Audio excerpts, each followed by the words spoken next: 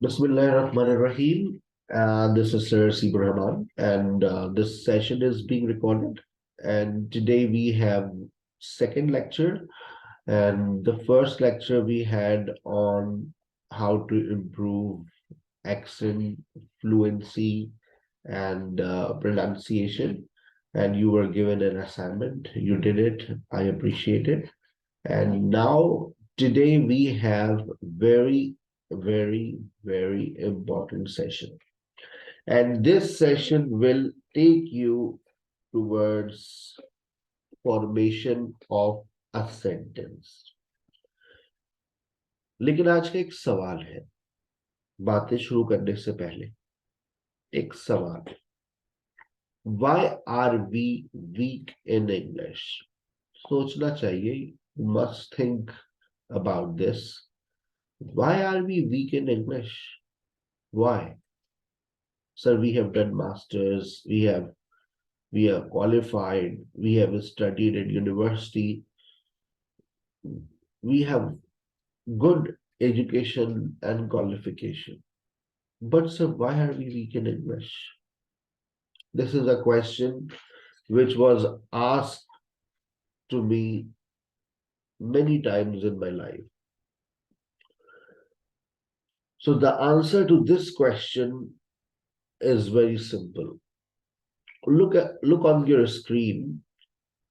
I have written there two types of words: content words versus structural words.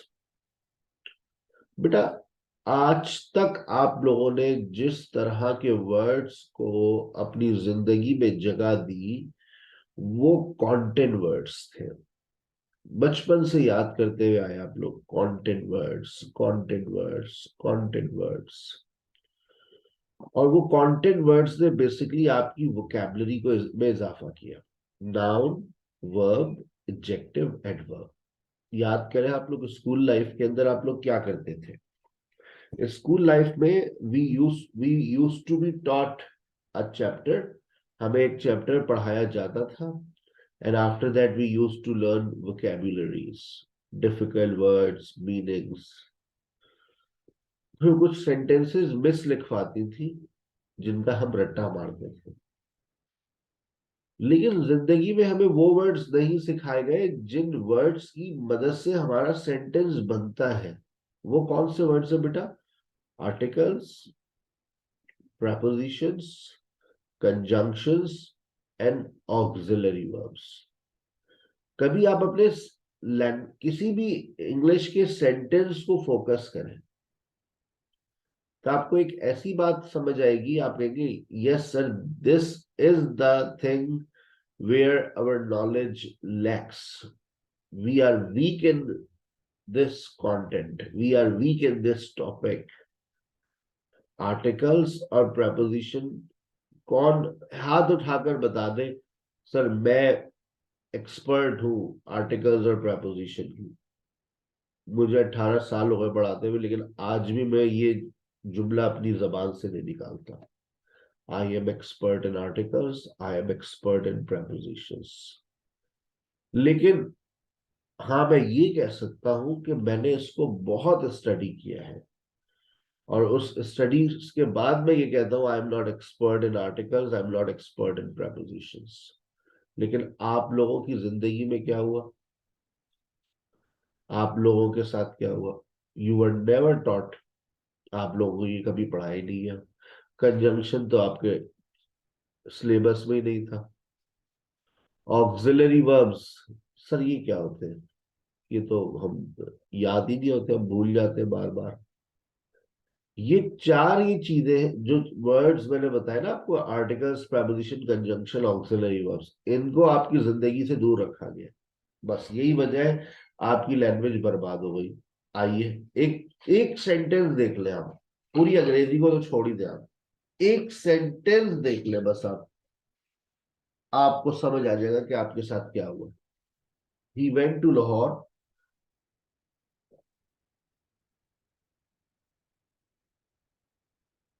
with his friend by PIA to attend an important event but the event cancelled and he came back by train on Sunday. इस sentence में से articles, prepositions और conjunctions निकाल दें, क्योंकि वो आपकी जिंदगी में है, वैसे भी नहीं है। ही वेंट लाहौर, अक्सर बच्चे बोलते हैं he went Lahore. He went Lahore, his friend PIA attend important event. Event cancelled. He came back train on Sunday. He came back train Sunday. अब आप देखिए, ये है असल अंग्रेजी जो हमारे पाकिस्तानी स्टूडेंट्स बोलते हैं, और यही हमारे टीचर्स पढ़ने के बाद कहते हैं क्या बकवास लिखी है। सही कहते हैं वो, क्या बकवास लिखी है। लेकिन अगर वो भी बता देते आपको कि भाई ये चार चीजें बड़ी इंपॉर्टेंट होती है, आज से पहले ईमानदारी से बताइएगा, कभी रीड करते वक्त इस बात का ख्याल रखा है कि यहाँ आर्टिकल्स, प्रेपोजिशन, कंजंक्शंस और ऑक्सिलरी वर्ब्स कौन से आएंगे? टिक और क्रॉस लगाकर आप बता सकते हैं। देखें आपके पास ऑप्शन होगा टिक और क्रॉस। ढूंढे ढूंढे ढूंढे, जल्दी से ढूंढे। मिला, एक क्रॉस लग गया। बाकी लोगों को अभी सो रहे, क्रॉस लगेगी, या तो टिक लगाइए या क्रॉस लगाइए। कभी हमने इन चीजों को फोकस नहीं किया। आज के बाद जब भी कुछ रीड करो बेटा, जब भी कुछ रीड करो, इन चार चीजों को लाजमी फोकस करना। अच्छा, मैं इनकी इंपॉर्टेंस की मिसाल दे देता हूँ। CSS का पेपर उठा लो, आर्टिकल्स, प्रेपोजिशन आते। सर्विस कमीशन को उठा लो, BCAT, ECAT, MCAT को उठा लो, 9 matric first year, second year, BCom का उठा लो। हर पेपर में आर्टिकल्स, प्रेपोजिशन आते हैं। आते नहीं आते? आते हैं ना। आप टिक लगा सकते हैं, यस सर बोल सकते हैं। माइक्स के कंट्रोल्स आपके पास है, ठीक है, बिल्कुल। ये अब प्रॉब्लम आपको समझ आ गई, why are we weak in English. चलिए सर, प्रॉब्लम तो बता दी। खूबसूरत बात तो ये होती थी आप इस प्रॉब्लम को कोई सॉल्यूशन भी देते हैं। प्रॉब्लम तो लोग बता ही देते हैं बेटा, ये प्रॉब्लम भी आज से पहले किसी ने तुम्हें बताई नहीं थी, ठीक है। अब इस प्रॉब्लम का एक सॉल्यूशन भी दे रहा हूं आपके पास। अभी फाउंडेशन लेवल चल रहा है आपका। इस फाउंडेशन लेवल की वजह यही है पढ़ाने की बेटा, कि आपकी जो फॉर्मेशंस है, आपकी जो बुनियादी चीजें हैं, उनको दुरुस्त किया जाए। उसके बाद फिर आपकी जबान खुलेगी। अब देखो ना, तुम्हारे पास नाम से समझो, स्ट्रक्चरल वर्ड्स। स्ट्रक्चरल यानी कि आपके सेंटेंस का स्ट्रक्चर ही इन वर्ड्स से बनता है। हटा दो इन वर्ड्स को अपनी जिंदगी से, तुम्हारा सेंटेंस हो गया ढीला। ऐसा हो गया जैसे आपने तस्वीर में से धागा निकाल दिया, सारे वर्ड्स बिखर गए आपके। अब आप अपने अगर वर्ड्स को समेटना चाह रहे हैं तो आपकी नॉलेज किस चीज की अच्छी होनी चाहिए? Articles, preposition, auxiliary verbs, conjunctions. आ गई बात समझ? Articles, preposition, conjunction, auxiliary verbs, इसकी नॉलेज आपकी अच्छी होनी चाहिए। ऑक्सिलरी वर्ब्स में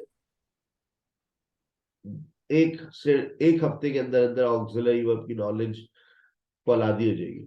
ऑक्सिलरी वर्ब्स, मेन वर्ब्स, ये तुम्हारे अंदर मॉडल वर्ब्स, सारे हर तरह के वर्ब्स तुम्हारे दिमाग में आ जाएंगे। ये मेरी जिम्मेदारी है, छोड़ दो। आर्टिकल्स और प्रेपोजिशंस पर मैं आपको असाइनमेंट दे रहा हूं। इस हफ्ते का असाइनमेंट है, मैं आपको आर्टिकल्स का और प्रेपोजिशन का रिकॉर्डेड लेक्चर फॉरवर्ड करूंगा। मैं आपको इसके नोट्स फॉरवर्ड करूंगा। इत्मीनान से आप उसको 24 घंटे के अंदर 1 घंटे का आर्टिकल्स का लेक्चर देखना है, 1 घंटे का प्रेपोजिशन का लेक्चर देखना है। 24 घंटे दोनों के लिए 48 घंटे। इतवार को मैं आपका टेस्ट लूंगा, आर्टिकल्स का भी और प्रेपोजिशन का भी। सैटरडे को भेज दूंगा टेस्ट, आप सैटरडे को दे दें, संडे को दे दें। 2 दिन आपके पास हो गए, आप अपना टेस्ट सबमिट करवा दीजिए, आर्टिकल्स और प्रेपोजिशंस। ठीक सर है आज भेज देना। जी, मैं दूंगा आपको। मैं आपको पहले ओके सर। आर्टिकल्स के लेक्चर को आपको सुनना होगा, ठीक है। Okay sir. फिर प्रेपोजिशन के लेक्चर को आप सुनेंगी, उसके नोट्स आपको मिलेंगे, उसको पढ़ेगी, उसके अंदर जो एक्सरसाइजेज है उसको सॉल्व करने की पूरी कोशिश करेंगी। जी उसके सर। बाद सर आपको एक लिंक फॉरवर्ड करेंगे गूगल फॉर्म्स का, ठीक है। वो आप उस ओके लिंक सर। पे क्लिक करेंगी तो आपको एमसीक्यूज टाइप एक पेपर, राइट सर। उस पेपर को सॉल्व करने के बाद आपको पता चल जाएगा कि आप आर्टिकल्स में कहाँ स्टैंड, फिर आपको मेहनत का अंदाजा होगा। अच्छा देखो, मैं फिर एक बात कह दूं, सर ने 18 साल आर्टिकल्स प्रेपोजिशन पढ़ने और पढ़ाने के बाद ये जुमला कहने से गुरेज किया, I am expert in articles, I am expert in prepositions. तो ये समझ ले, ये आप दोस्ती का पहला हाथ बढ़ा रही है लैंग्वेज से। अगर आपने इस लेक्चर को नहीं सुना आर्टिकल्स और प्रेपोजिशन के, तो आप खुद जिम्मेदार हैं, आपके अल्फाज जुड़ेंगे नहीं। ये जो शिकायत होती है ना सर, फ्लुएंसी नहीं है, तो भाई फ्लुएंसी ना होने की वजह क्या है, अल्फाज जुड़ नहीं रहे, नहीं जोड़ रहे ना अल्फाज, तो वही जोड़ने का तो सामान कर रहा हूं मैं, वही तो जोड़ने के लिए बैठा हूं। वो जोड़ने के लिए हमें क्या चाहिए, स्ट्रक्चरल वर्ड्स, आर्टिकल्स और प्रेपोजिशंस आपके सेंटेंस को जोड़ते हैं। मान लो मेरी बात, ऑक्सिलरी वर्ब आपके सेंटेंस को जोड़ता है। कंजंक्शन, जो मेरा पूरा कोर्स डिजाइन हुआ है उसमें कंजंक्शन हर स्टॉप पे मिलेगा आपको, जो आपके सेंटेंस को जोड़ता हुआ नजर आएगा, ठीक है। एक मसला हल हो गया कि why are we weak in English, हकीकत सामने आ गई। अब कहीं पे भी अच्छी जगह बैठो, तुम डिस्कस कर सकते हो, this is the reason we are poor in English. और ये बहुत बहुत बड़ी बात आपने कर दी अगर किसी को आपने ये बता दिया ना कि why are we weak in English, ये वो आपको सर जी बेटा। अगर अगर ये हम टेंसेस नहीं पढ़ते, अगर स्टार्टअप में हम यही पढ़ते हैं, तो हमें क्या कोई प्रॉब्लम तो नहीं होगी? देखो, टेंसेस नहीं पढ़ते अजीब सी बात है। जी। टेंसेस, मॉडल्स और कंडीशनल्स, ये 3 टॉपिक्स है जो आपकी जबान का ताला खोलती है। सबसे बड़ी चाबी टेंसेस की है, उससे छोटी सी चाबी मॉडल्स, उससे छोटी चाबी कंडीशनल्स। मतलब पहले ओके सर। टेंसेस की चाबी लगेगी, फिर मॉडल्स की चाबी और फिर कंडीशनल, तीनों चाबियां एक साथ घूमेगी तो जबान का ताला पूरा खुल जाएगा। लेकिन अगर ठीक है आपने सर। सिर्फ टेंसेस की चाबी लगा के ताले को खोलने की कोशिश करी, तो एक लॉक खुलेगा, बाकी 2 लॉक अपनी जगह बंद रहेंगे। ठीक है सर। समझ आ रही है मेरी बात आपको। जी सर। जी सर। पहले मैं ये ताले चाबी का काम करता था, ठीक है सर। ठीक है। तीनों चाबियां लगेंगी, अगर आपने कोई एक चाबी लगाई तो एक लॉक खुलेगा, बाकी 2 लॉक्स अपनी जगह बंद रहेंगे। लेकिन मैं आपको बता रहा हूं, अगर आपने टेंसेस, मॉडल्स और कंडीशनल्स, ये 3 टॉपिक से आपने पढ़ लिए, दरवाजा खुल जाएगा। हाँ, ठीक है वो सर। एक अलग मसला है, वो जब ये तिजोरी का दरवाजा खुलेगा तो उसके हम्म। अंदर एक लॉक और नजर आएगा। अब वो आप खोलना चाहे तो खोल लीजिएगा उसमें, लेकिन वो और महंगी चीजें होंगी, वो पैसिव वॉइस नरेशन, पैसिव और नरेशन। ये ओके अगर आप सर। उसके अंदर हीरे रखे हुए हैं, ठीक है ना, अगर आप पैसे वो 2 चाबियां बनाकर खोल लें तो बहुत अच्छी बात है। सारा पूरी आपने तिजोरी का सफाया कर दिया, सारी नॉलेज ठीक आपने समेट ली। तो उसके बाद कुछ नहीं चाहिए, कीप प्रैक्टिसिंग, कीप प्रैक्टिसिंग। और अब तो मैंने आप लोगों ओके। को एक मैंने लाइफ टाइम मेंबरशिप दे दी है, आप अपना कोर्स मुकम्मल करें, फिर कहीं जाना नहीं है। आप 1,000 रुपए महीने में अच्छा सर, कॉन्वर्सेशन, 1,000 रुपए आपने ये महीने जो में नोट्स कॉन्वर्सेशन भेजे हॉल हैं, में बैठे रहे। आपने ये कॉन्वर्सेशन, जो नोट्स भेजे हैं, वो आप हमें करवाएंगे या हमें घर बैठ के खुद ही करने हैं? मैं ये नोट्स ही से पढ़ा रहा हूँ ना आपको, ये नोट्स आपके नहीं, लिए वो जो।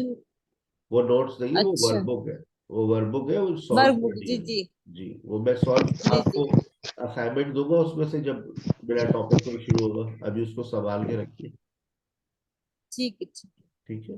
अच्छा, है। हाँ सर। जी बेटा। जी अस्सलाम वालेकुम सर, गुड मॉर्निंग वालेकुम सर। सलाम। You send to me also workbook, I don't receive. मैं भेज दूंगा दोबारा, मैं दोबारा भेज दूंगा। जजाकल्ला sir.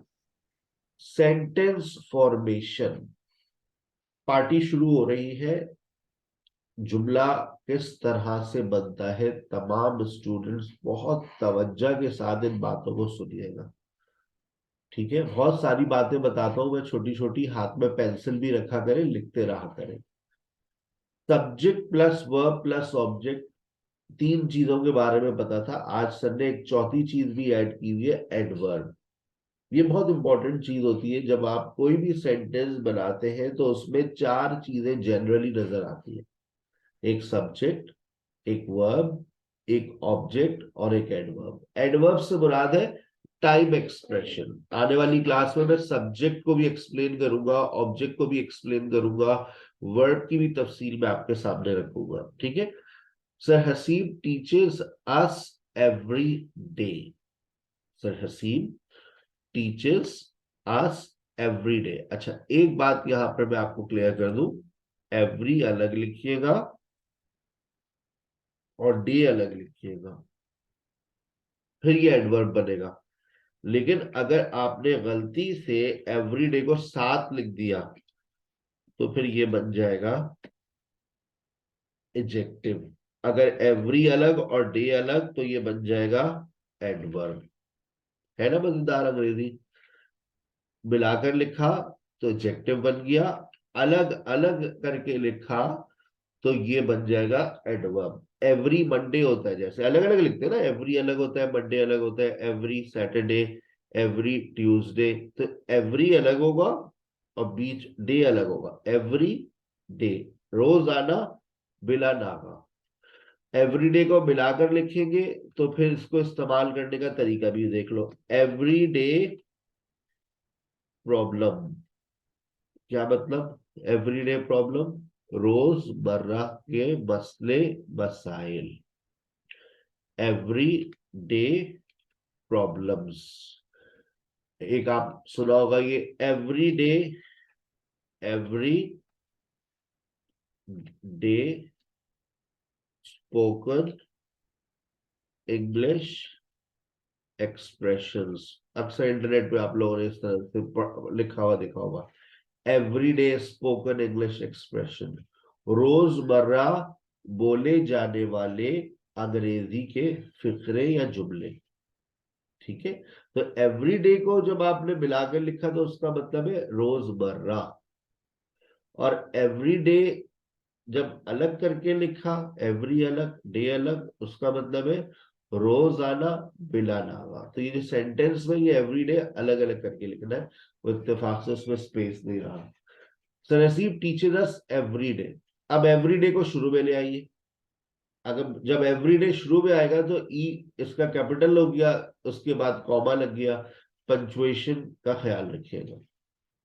Sir Haseeb everyday teachers अस, और यहां पर ये वर्ब से पहले आ गया। मैंने ये नहीं कहा सब्जेक्ट के बाद आ गया, एक ही बात है जी नहीं सर, सब्जेक्ट से वर्ब से पहले आ गया। Sir Haseeb teachers, sir Haseeb everyday teachers us, sir Haseeb teachers us everyday, everyday sir Haseeb teachers us. तीनों सेंटेंसेस की मीनिंग में जरा बराबर भी कोई फर्क नहीं है। All sentences have same meanings, no difference in meanings. Sometimes she calls me. Sometimes she calls me. She calls me sometimes. She sometimes calls me. No difference in meanings. Yani कि sir, we can change the place of an adverb. Yes, you can change the place of an adverb, but it will not change the meaning of a sentence. Oh, I see. Yes. He usually plays cricket. Usually he plays cricket. He plays cricket usually. आप usually को verb से पहले ले आइए, usually को sentence के शुरू में ले आइए, सेंटेंस के आखिर में ले जाइए।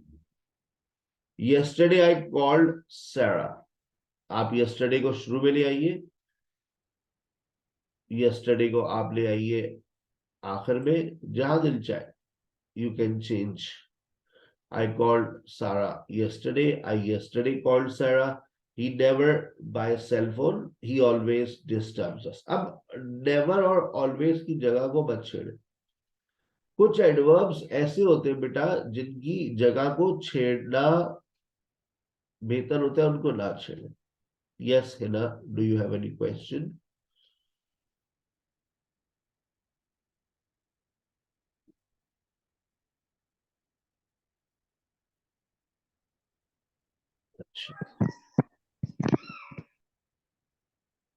He never buys cell phone. He always disturbs us. अब never और always की जगह को मत छेड़े.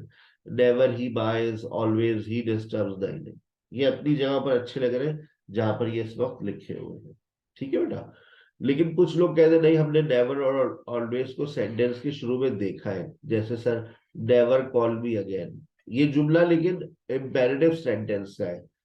ऊपर वाले जो सेंटेंस थे वो सब्जेक्ट से स्टार्ट हो रहे थे, यहाँ पर ये डायरेक्ट वर्ब से स्टार्ट होता है. Never call me again, always take breakfast early. तो यहाँ पर नजर आता है कि नेवर और ऑलवेज से जुमला शुरू हो गया, लेकिन हकीकत जब आपके सामने आएगी तो वहां पर भी आपको एक सब्जेक्ट नजर आ जाएगा, और वो सब्जेक्ट कौन सा है? You. So you never call me again, you always take breakfast early. एक छोटी सी बात और आपको बता दूं, संडे से पहले आप लोग ऑन लगाते हैं. ठीक है. सारा कॉल्स भी ऑन संडे. सारा संडे को मुझे फोन करती है. लेकिन बेटा जब संडे से पहले लास्ट लग जाता है तो अब प्रेपोजिशन खराब हो जाता है. सारा कॉल्ड मी लास्ट संडे. सारा कॉल्ड मी लास्ट संडे. अब आप ऑन का इस्तेमाल नहीं करेंगे. अक्सर मैंने ये देखा है स्कूल्स में जब लोग आते हैं सर्कुलर, तो उसमें लिखा होता है there is a parent teachers meeting on next Sunday. जब संडे से पहले आपने नेक्स्ट लगा दिया, एवरी लगा दिया, लास्ट लगा दिया, अब कोई प्रेपोजिशन लगाने की जरूरत नहीं है. तो फिर मैं उसको सर्कल करके उनके स्कूल वापस भेजता हूँ. फिर अगले दिन मैडम का मैसेज आता है थैंक्स. ठीक है, उन्हें पता है हम टीचर हैं. सारा कॉल्ड मी लास्ट संडे. अब आप ये नहीं कहेंगे Sara called me on last Sunday. इसी तरह से अगर मैं एवरी संडे लिखूं तो एवरी, लास्ट और next, no preposition required. Next Sunday, last Sunday, every Sunday. अब आप कभी ये नहीं कहेंगे on next Sunday, on last Sunday, on every Sunday. You will not say. तो लिख लें अपने पास last Sunday, next Sunday, every Sunday, no preposition required. इसी तरह से एवरी मंथ भी हो सकता है, एवरी मॉर्निंग भी हो सकता है, तो इन लगाने की जरूरत नहीं है. ठीक है. She calls me in the morning. She calls me every morning. She calls me every morning. अब ये नहीं होगा she calls me in every morning. नहीं, इन नहीं आएगा. फिर she calls me every morning, she called me last morning, she will call me next morning. In बिल्कुल गायब. ठीक है. आगे चलते हैं. क्या एक सवाल है, क्या एक सेंटेंस में से एडवर्ब को ड्रॉप किया जा सकता है? Can we make a sentence without an adverb? आपका टिक मुझे बताएगा कि कितने लोग जाग रहे हैं. Can we make a sentence, can we make a sentence without an adverb? क्या एडवर्ब के बगैर सेंटेंस बनाया जा सकता है? बिल्कुल बनाया जा सकता है. क्या ऑब्जेक्ट के बगैर सेंटेंस बनाया जा सकता है? 10 लोग कह रहे हैं बनाया जा सकता है, एक ने कहा नहीं बनाया जा सकता. बाकी लोग अपनी राय का इजहार करने से गुरेज कर रहे हैं. वोट जरूर दें, वोट आपका हक है बेटा. ठीक है. ताकि पता, 11 लोग जाग रहे हैं, 20 में से बाकी लोग सो रहे हैं. Subject plus verb plus object, subject plus verb. We can make a sentence without an adverb. We can also make a sentence without an object. Sonia plays cricket. दूर दूर तक कोई इसमें adverb नजर नहीं आ रहा. Sarah drank Pepsi. No adverb in this sentence. They drive a car. They drive a car. I eat food. He writes a letter. He writes a letter. Sonia plays cricket, Sarah drank Pepsi, they drive a car, I eat food, he writes a letter. No adverb in this sentence. नीचे आइए, she talks, she taught, she teaches, I understand, birds fly, she knows. No object in this sentence. It is possible to make a sentence without an adverb. It is possible to make a sentence without an object and adverb. अब आगे चलते हैं. क्या subject के बगैर जुमला बन सकता है? अब आपके टिक क्या कहते हैं? Can we make a sentence without a subject? Yes or no? टिक लगाइए या क्रॉस लगाइए. Can we make a sentence without a subject? बहुत सोच समझ के.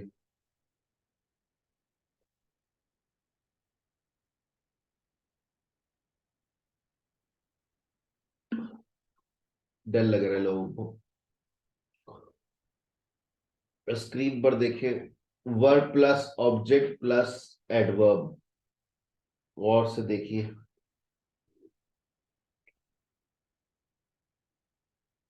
क्या आपको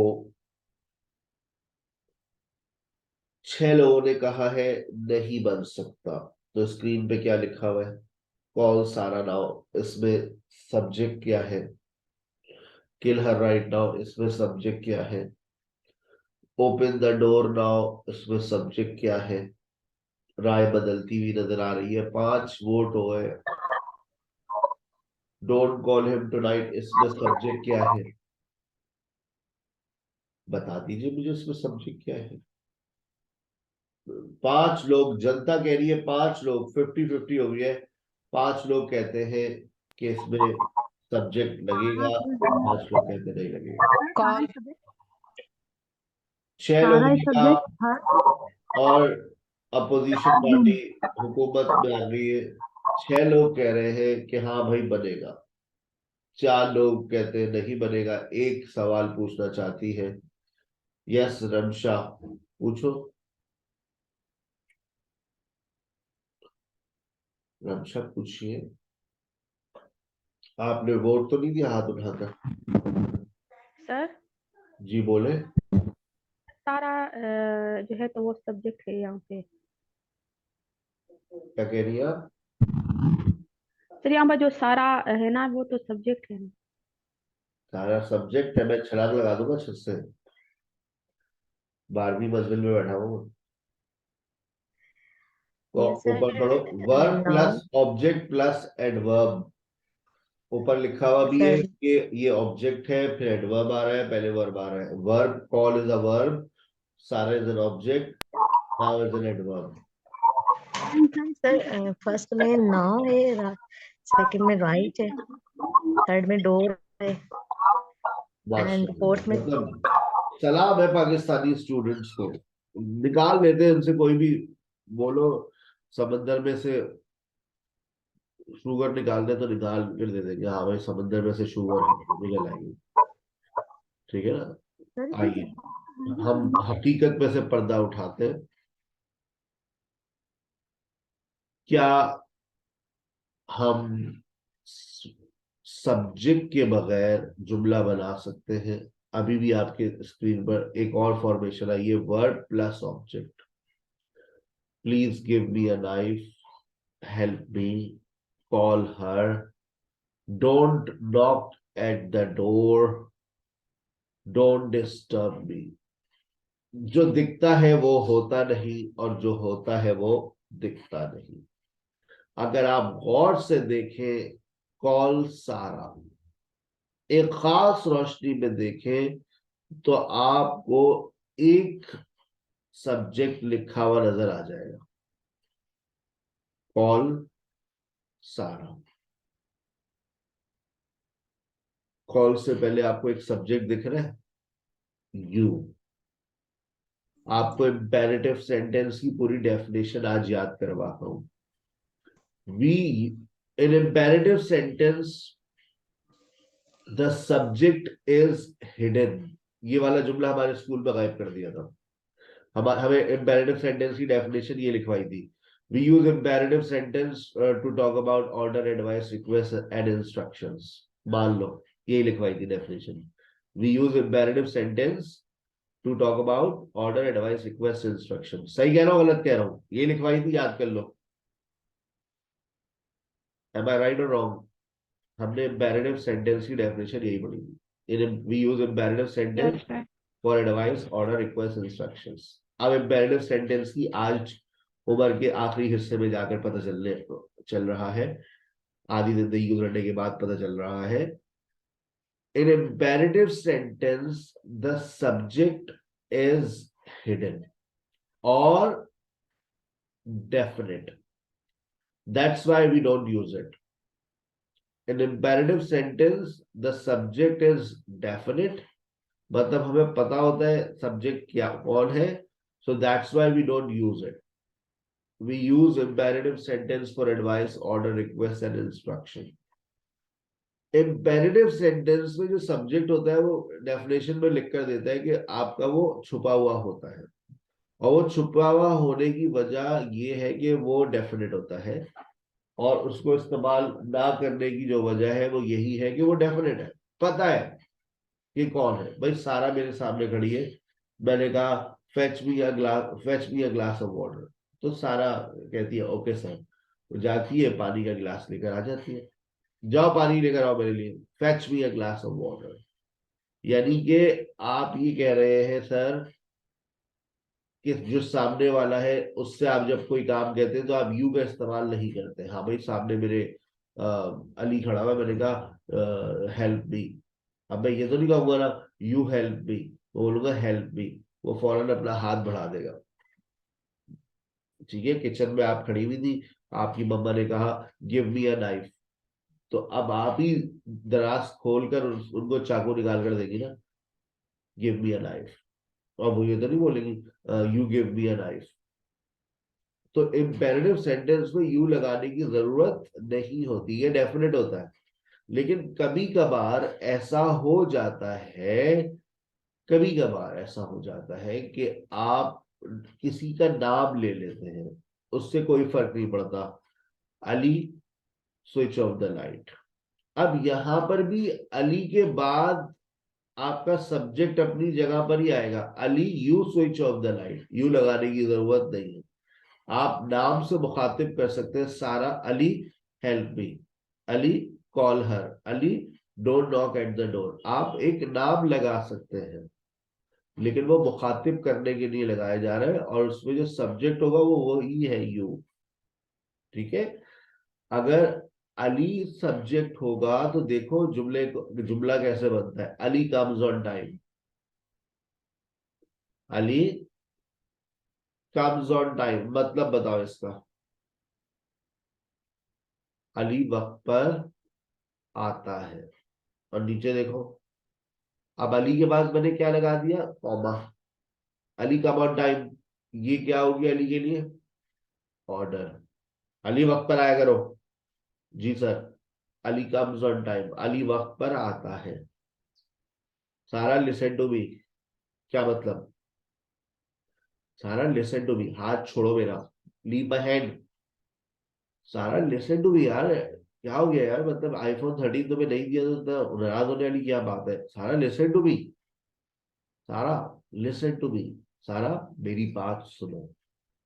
लेकिन अगर इसी सेंटेंस में मैंने लगा दिया एस, तो जुमले का मतलब बदल जाएगा. लोग बच्चे मुझसे पूछते हैं सर एस लगाए और ना लगाए तो क्या होता है. ये होता है भाई, सारा लिसन्स टू मी, सारा मेरी बात सुनती है. आई विश, काश ऐसा होता. सारा लिसन्स टू मी, आखिरी बात समझ, सारा मेरी बात सुनती है.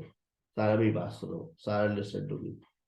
अब आपको आ गया गुस्सा, तुम अपना मुंह बंद रखो. जी sir. You keep your mouth shut. गुस्सा आ गया आपको, तुम तो मेरे कमरे से बाहर ही निकल जाओ. You get out from my room, तुम मेरे घर से बाहर निकलो, मेरे अब्बा ने दिया था ये घर. You get out from my house, my dad give it to me. तुम तो खड़े ही मत होना.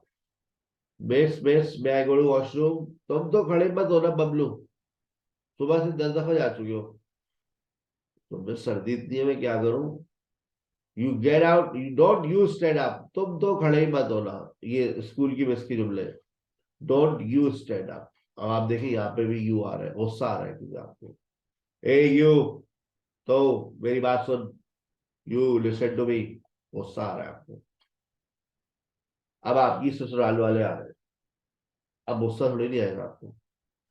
अब आपने जो बनाया है, आपके अब्बा कह रहे हैं, अम्मा कह रही, अरे आप लीजिए ना, लीजिए, आप लीजिए कबाब लीजिए ना। You just have some kebabs. बच्ची ने अपने हाथ से बनाए, केएनएन की कबाब तल कर ले आई। बहुत बड़ा एहसान किया इसने। अरे आप लीजिए ना। आजकल की लड़कियां तो यही बना सकती है बेचारी, केएनएन की कबाब, केएनएन के कोफ्ते। आती ही नहीं है बेचारियों को बनाना। बट टिकटॉक पर 10 तरह की शक्लें बनाना आती है, लेकिन खाना बना, सॉरी, फूड पांडा। अरे आप लीजिए ना, लीजिए आप लीजिए ना। अब गुस्सा नहीं आ रहा है, अब आप सामने वाली पार्टी को आवाजा कर रहे हैं। पप्पी आई आप, अरे आप यहाँ बैठिए ना, यू जस्ट सिट हियर, हटो। पप्पी को नए सोफे में बैठने दो। यू जस्ट सिट हियर, आप यहाँ बैठिए।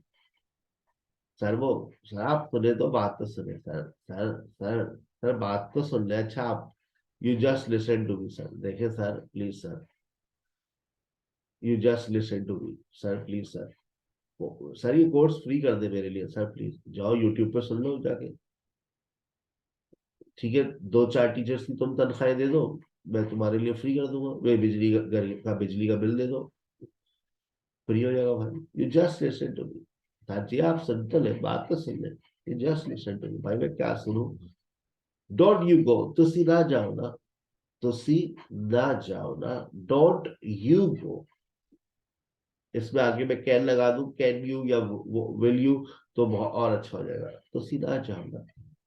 लेकिन काजुल फिर भी चली जाती है, शादी करनी होती है उसको, फिल्म बैंड करनी होती है। तो we can use subject in imperative.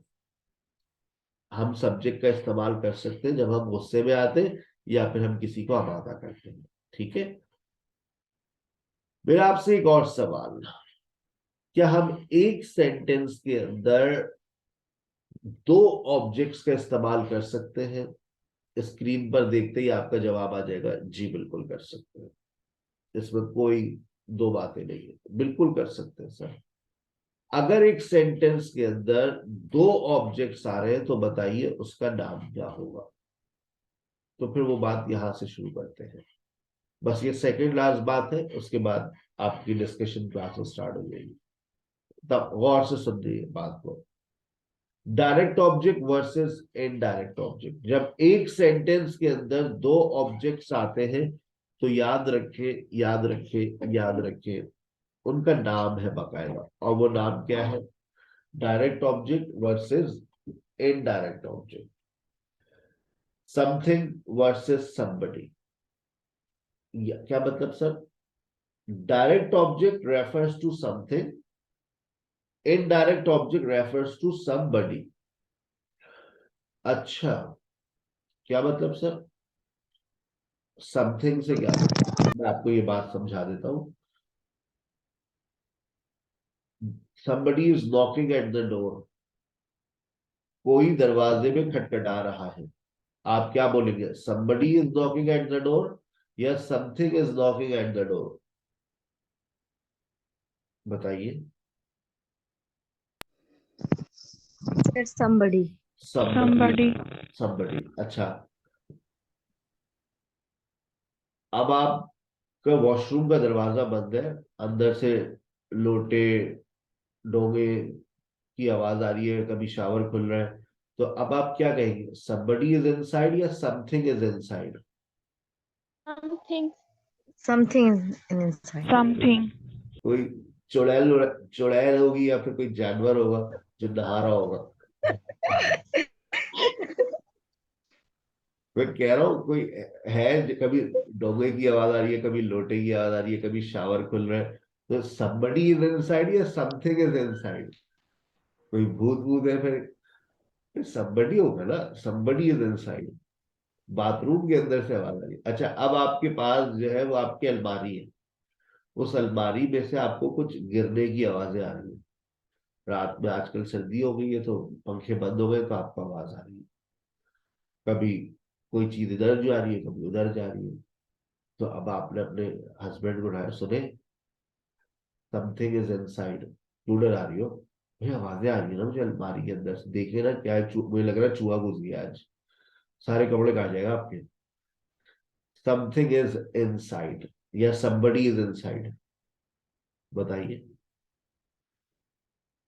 बताइए ना आप। समथिंग। समथिंग होगा ना। समथिंग होगा, समथिंग। अच्छा, अब मैं घर में दाखिल हुआ, अब्बा जान सामने बैठे हुए थे, मेरे हाथ में सिगरेट का डब्बा था, अब्बा को देख के हमने पीछे कर लिया,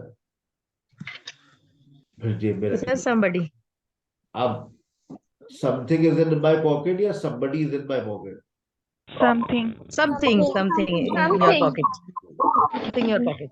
अच्छा, अब ये, अब आप शर्ट पहनी हुई थी, उस शर्ट के ऊपर एक कोई चीज, कीड़ा आ गया पीछे, बड़ा सा कीड़ा, तो आपसे कोई क्या कहेगा? somebody is on your Somebody, shirt sir. या something is on your shirt? I think there's somebody. Sir, Something this is is on. living thing. Something. Something. It's living thing, Something. sir. अरे क्या Yeah. कह रहे हैं आप लोग, ऐसी ऐसी गलतियां करेंगे ना तो बर्बाद हो जाएगी English. somebody is on the shirt, अरे something, सोच समझ के बात करें। something is on the shirt, तो इसका मतलब है कोई जानवर या कोई छोटा मोटा कीड़ा मकोड़ा है। somebody बोल दिया तो बड़ा मसला हो जाएगा। somebody is on the shirt, ठीक है। अब हाँ, नीचे शर्ट आपकी इस तरी करके आपने रख दी बैट के ऊपर, अब somebody is sitting on it, वहां पर बच्चे आए आकर शर्ट के ऊपर बैठ गए, तो अब somebody is sitting on it, ठीक है ना। चल, आगे बात, somebody और something क्लियर हो गया। अब ऐसा मुमकिन है कि ये somebody और something दोनों ऑब्जेक्ट में आए। Something can be an object, somebody can be an object. मैं इस बात को फिर साबित कर दूं, object is a receiver of an action, ठीक है। Object is a receiver of an action. मैंने चाटा दिया एक जोरदार अली को, उस रिसीवर कौन हो गया भाई? अली। तो Ali can be a receiver of an action, it means somebody can be a receiver of an action. नहीं आई बात समझ? मुझे गुस्सा आया, मैंने चाटा दिया, रिसीवर कौन था? रिसीवर कौन था? किसका लाल हुआ? अली का। अली। हो गया, रिसीवर समझ आ गया। Ali can be a receiver, yes Ali sir. बोले तो somebody, somebody can be an object, ठीक है। जवाब देकर माइक बंद कर दिया करें, ठीक है, ताकि बैकग्राउंड नॉइज ना। अच्छा, अब समथिंग कैसे ऑब्जेक्ट होता है? आई स्टोल अ सेल फोन, मैंने मोबाइल फोन चुराया था। आई स्टोल अ सेल फोन, मेरा एक्शन किसने रिसीव किया? किसी चीज ने, सेल फोन। Something, sir. ठीक है। Something. इसका मतलब सेलफोन, सेलफोन का मतलब समथिंग, यानी something can be on object. अब सर ऐसा हो सकता है कि एक ही वक्त में दो ऑब्जेक्ट्स आ जाए? बिल्कुल हो सकता है, आ रहे हैं। ये देखो मेरे हाथ में है गुलाब का फूल और मैं दे रहा हूं, आई एम गिविंग अ रोज। अब ये जो रोज है इसने मेरे एक्शन को डायरेक्ट रिसीव किया है। याद रखिए, जो भी समथिंग होता है वो आपके एक्शन को डायरेक्ट रिसीव करता है, जब भी आपने इसका नाम रख दिया direct object. I am giving a rose to Sara. अब ये जो सारा है ये भी कौन हो गई? Receiver of an action. फूल किसके हाथ में गया? सारा के हाथ में। देखा किसने मुझे? सारा के अब्बा ने। फिर उसके बाद मैं रिसीवर ऑफ एन एक्शन बन गया था, ठीक है ना, वो छोड़ दे कहानी। I give a rose to सारा, एक रिसीवर कौन हो गई? सारा। दूसरा रिसीवर कौन है? रोज। समथिंग और somebody। देखिए, Somebody. अब एक छोटा सा फॉर्मूला याद रखिए जो अंग्रेजी में सबसे ज्यादा इस्तेमाल होता है। आप समथिंग को पहले ले आइए और somebody को बाद में ले जाइए। ये दुनिया में अंग्रेजी में सबसे ज्यादा फॉर्मूला इस्तेमाल होता है। समथिंग पहले आ गया, somebody बाद में, बीच में preposition का टू आ गया। ठीक है, अगर somebody पहले आ गया तो फिर उसके बाद क्या आएगा? समथिंग। At something. अब टू की जरूरत नहीं है। अगर समथिंग पहले आएगा तो टू की जरूरत पड़ेगी। समथिंग टू somebody और somebody something। I ask a question। I ask a question। अगर मैं ये कह रहा हूं I ask a question, दूसरा सवाल देखिए, I ask Ali। अब मैं चाह रहा हूं कि मैं इस सेंटेंस को एक कर दूं, तो क्वेश्चन को पहले ले आया मैं। I ask a question to Ali। Ali को पहले ले आइए। I ask Ali a question। somebody something something to somebody। I give Sadia a lecture। Lecture को पहले ले आइए। I give a lecture to Sadia। आ गई बात समझ? I give Sadia a lecture। I give a lecture to Sadia। I give Sadia a lecture। I give a lecture to Sadia। Both sentences are absolutely correct। क्या आपको दो object की कहानी समझ आई? Direct object, indirect object. Direct object refers to somebody, Yes, sir. Indirect object refers to yes sir, something। I do practice something के inshallah. बाद to लगाते हैं, somebody पहले आ गया तो टू लगाने की जरूरत नहीं है। सर एक आखिरी सवाल है, जी बेटा पूछिए। सर आपने देखे अभी ऊपर एक ऑब्जेक्ट, सबसे पहले आपने एक ऑब्जेक्ट रखा, फिर आपने ऑब्जेक्ट के बगैर जुमला बनाया, फिर आप दो ऑब्जेक्ट लेकर आ गए। मतलब सर ये मजाक नहीं कर रहे आप हमारे साथ? बेटा ये मजाक मैं नहीं करता। तो सर ये कौन कर रहा है? मतलब ये कौन फैसला करता है जुमले के अंदर, अंग्रेजी के अंदर, कि यहाँ पर एक ऑब्जेक्ट आएगा, यहाँ दो ऑब्जेक्ट आएंगे, यहाँ कोई ऑब्जेक्ट नहीं आएगा? बहुत अच्छा आपने सवाल पूछा है। ये फैसला कोई कौन करता है? वही करेगा जो ऑब्जेक्ट से पहले आता है। ऑब्जेक्ट से पहले कौन आता है? वर्ब। सोचिए, Word. वर्ब आता है, बस वही जिम्मेदार है इन सारी चीजों का। और आज आपके सामने वो नाम भी रख देता हूं जिस वर्ब को देखकर, जिस खानदान को देखकर आपको ये अंदाजा हो जाएगा कि ये है वो इंसान, ये है वो चीज जिसके बाद ऑब्जेक्ट आता है और जिसके बाद ऑब्जेक्ट नहीं आता। हमारे पास दो तरह के वर्ब्स होते हैं जिनका नाम आप याद रखेंगे, जहन में रखें। Transitive verb and intransitive verb. बेटा ये देखो, मैं फाउंडेशन लेवल है ये। फाउंडेशन लेवल के अंदर जो ना मुझे बहुत सारी लाइनें बिछानी पड़ती है। हम घर बनाते हैं ना, कभी तुम देखना, घर बनते वक्त पिलर के अंदर कितनी सारे प्लास्टिक के पाइप जो ना वो अंदर कंसील कर दिए जाते हैं। उसमें कोई बिजली की लाइन भी है, टेलीफोन की लाइन भी जाती है, उसी में केबल की लाइन भी जा रही है, फिर वहां से अपना एसी की लाइन अलग जा रही होगी। कोई 8-10 लाइन होती है। फिर इसी तरह से गैस की, बिजली की, पानी की, सारी लाइन पहले से डलती है। ये लाइन जब डलेगी तो पूरे घर का निजाम चलेगा ना। एक अच्छा जो बिल्डर होता है, कंस्ट्रक्टर होता है, वो इन चीजों का ख्याल रखता है। भाई कल को आपने, और जो घर बनवा रहा है वो कह रहा है भाई क्या हो गया, एसी नहीं लगवाएंगे, भाई हम गरीब लोग हैं। भाई लेकिन बाद में अगर अमीर हो गए तो फिर क्या करोगे? हाँ सही कह रहे हैं, फिर घर तोड़वाओगे। चले, अच्छा गीजर की लाइट डाल रहे हैं, नहीं भाई हम लोग गरीब लोग हैं, गीजर कहाँ अफोर्ड कर सकते हैं। अच्छा लेकिन गीजर की लाइन तो डलेगी भाई। पहले नहीं डलती थी? हाँ, आप देखिए जिनका ओल्ड कंस्ट्रक्शन का घर है वहां गीजर की लाइन थी आपके घर में? एक ही लाइन आती थी पानी ठंडे वाली। फिर वो बाहर उससे अलग से कनेक्शन करके, हो सकता है कुछ घरों में अब आई हो, वरना पुरानी कंस्ट्रक्शन में एक ही लाइन डलती थी ठंडे वाली। अब हर घर में दो लाइनें डलती है। ठीक है ना, गीजर की ठंडे पानी की अलग, गर्म पानी की अलग। तो बेटा आपकी अभी ये जो बिल्डिंग बनने जा रही है ना, मैं ये सारी लाइनें बिछा रहा हूं, जिस दिन मैं ये पूरा ग्राउंड फ्लोर मुकम्मल करूंगा, आपकी ग्राउंड फ्लोर के नीचे इतना कुछ होगा कि आप सोच नहीं सकते, इतनी नॉलेज होगी आपके पास।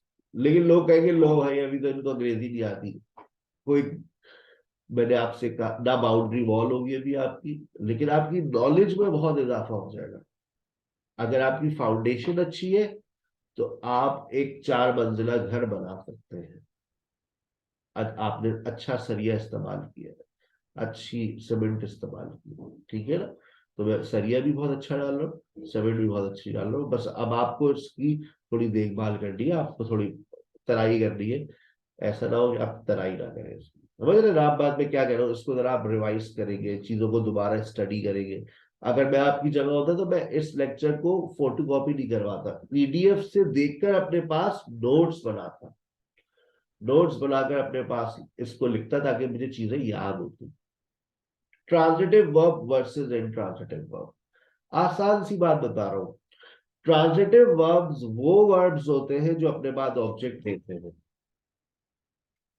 ट्रांजिटिव वर्ब्स वो वर्ब्स होते हैं जो अपने बाद ऑब्जेक्ट लेते हैं, और इंट्रांजिटिव वर्ब्स वो वर्ब्स होते हैं जो अपने बाद ऑब्जेक्ट नहीं लेते।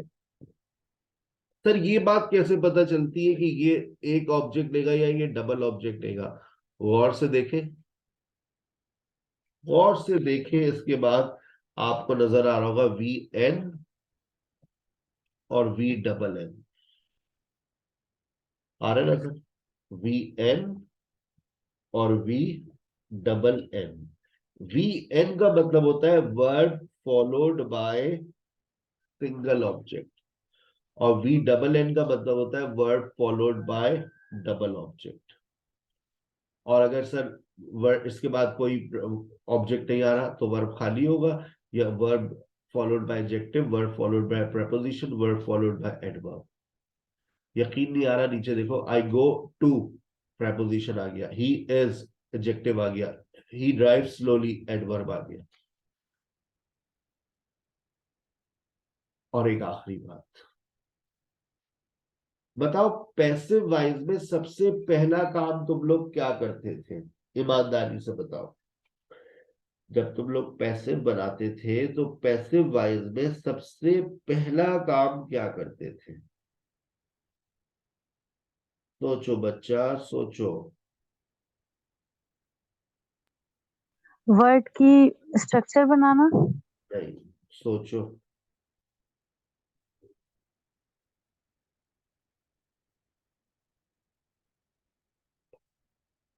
सर आप बता दें। मैं तो बता ही दूंगा। पहला काम क्या करते थे?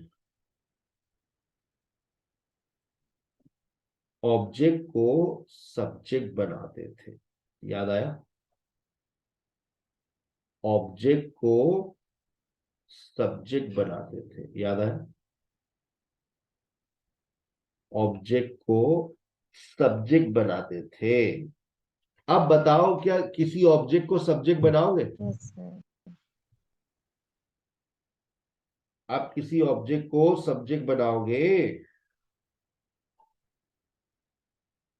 नहीं बना सकते ना।